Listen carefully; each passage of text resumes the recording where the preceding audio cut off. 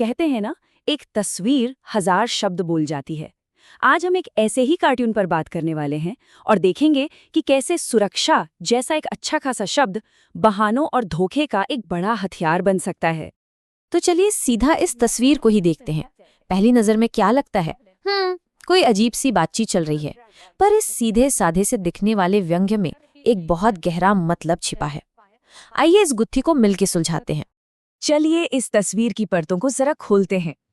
इसमें जो किरदार हैं, उनके हाव भाव और वो एक लाइन जो इस पूरे व्यंग्य की जान है और जिसने दरअसल हमारी आज की इस चर्चा को जन्म दिया है, उसे करीब से देखते हैं।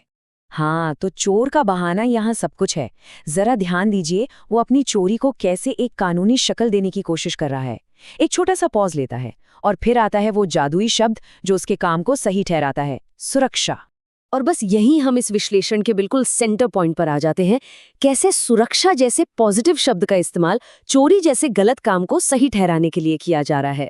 ये सिर्फ एक बहाना नहीं है, ये भाषा का बहुत ही चालाकी से किया गया इस्तेमाल है। इस चोर के तर्क को हम चलिए एक नाम देते हैं, रघु का तर्क। ये एक ऐसा तर्क है जो सुनने में तो बड़ा लॉजिकल लगता है ना? लेकिन असल में ये पूरी तरह से सिर्फ अपने फायदे के लिए गढ़ा गया है। ये दिखाता है कि कैसे गलत इरादों को अच्छे शब्दों के पीछे छिपाया जा सकता है। अच्छा, इस चोर के पीछे की सोच को और गहराई से समझने के लिए चलिए मिलते हैं कहानी के एक किरदार चालाक रघु से। रघु हमें दिखाएगा कि ये व्यंग सिर्फ एक तस्वीर तक ही सीमित नहीं है, बल्कि ये अपने आप में एक पूरी सोच है।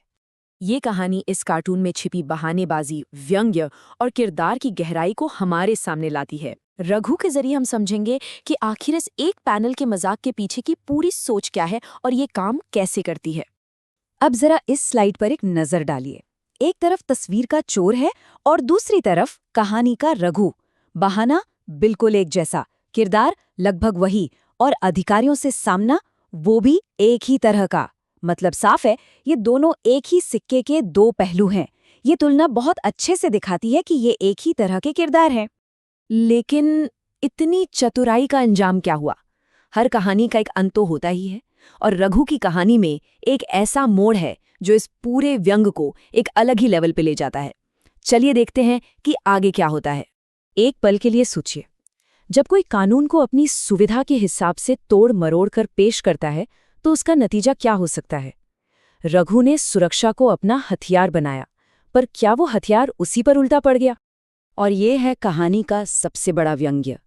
जिस सुरक्षा शब्द को रघु अपने बचाव के लिए इस्तेमाल कर रहा था, कानून ने उसी शब्द का इस्तेमाल करके उसे सजा दी। उसे जेल की सुरक्षा में भेज दिया गया, जहां उसकी सारी चतुराई धरी की धरी रह गई। तो इस कार्टून और इस कहानी से हम सीखते क्या हैं? ये चतुराई और कानून के बीच की एक क्लासिक लड़ाई है। चलिए इसके मुख्य नतीजों को एक साथ देखते हैं।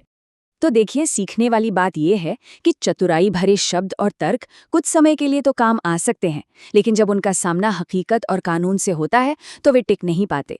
असली सुरक्षा नियमों का पालन करने में है, उन्हें तोड़ने मरोड़ने में नहीं। तो आखिर में सवाल यही रह जाता है।